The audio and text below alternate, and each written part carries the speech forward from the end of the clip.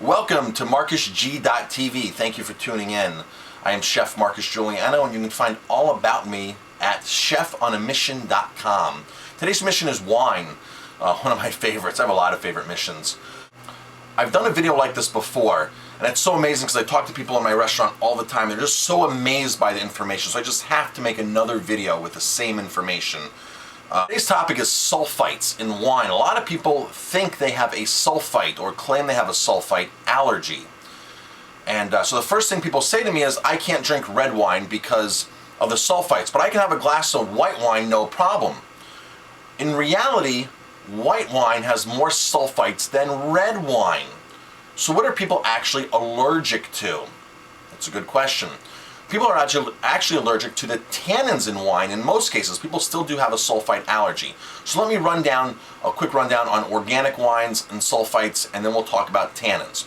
First of all, just because a wine is made with organic grapes doesn't mean the whole wine is certified organic. It's very rare to find the whole process of the winemaking to be certified organic. So what they do in the vineyard, out in the vines, is different what they do inside the winery. That's a big difference. So they can be organic in the fields and non-organic in the winemaking process.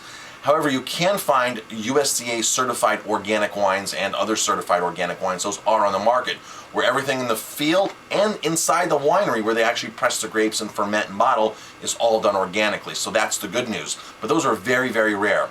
Now, most people assume that organic wines are sulfite free. They're not in all cases. If it's a certified USDA organic wine from the United States, then by law they cannot add any extra sulfites. So the wine will still contain its own natural sulfites because everything contains sulfites. I mean, strawberries, fish, there's sulfites in a lot of different things. So just it's a natural thing that grapes have and that winemaking process has, is the sulfites. So now, the neat thing is, some of these wineries are now making wines with no detectable sulfites. So what they do is they test the wine while it's in the vat still or in the barrels or aging, and if it reaches less than 1 part per million of naturally occurring sulfites, then they put it into a bottle. And so a quick recap. Because a grape is organic in the field doesn't mean the wine's organic. Because the wine's organic doesn't mean there's free of sulfites. You actually have to look for a label that says no detectable sulfites. So what are people really allergic to if white wines have more sulfites than red wines and people think I'm avoiding a red wine because of the sulfite load? Well, there's something in red wines that are called tannins. Now let's talk about tannins in wine. Tannins are what give the wine its structure. It's big, it's bold, it's assertiveness, and it helps the wine age, okay?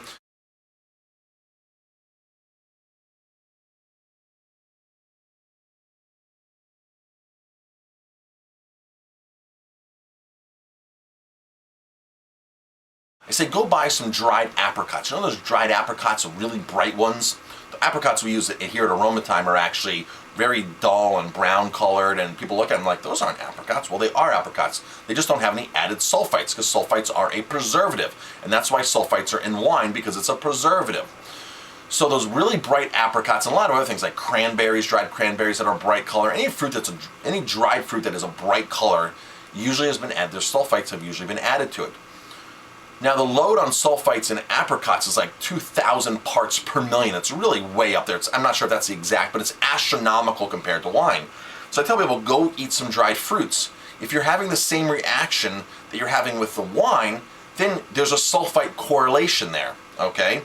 But if you're not having that sulfite reaction, then it's like, okay, well, you can't just be allergic to sulfites in wine and not sulfites in fruit. So chances are there's a tannin allergy. Now, tannin allergy is much more difficult than sulfites because there's a lot of wines you can buy that are just sulfite free, or you can drink sake. But once you start working with tannins, it gets so tricky because every wine is different. And here's the really weird part.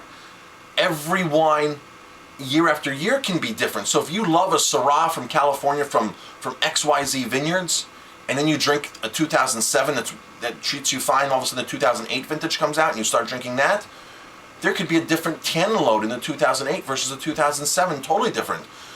And now, here's the neat thing.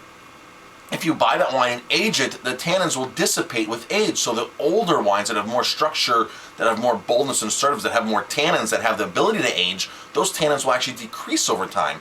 So if you're a wine lover like me and you're drinking, mid-90s Cabernets from California, those tannins have reduced significantly since that was first bottled.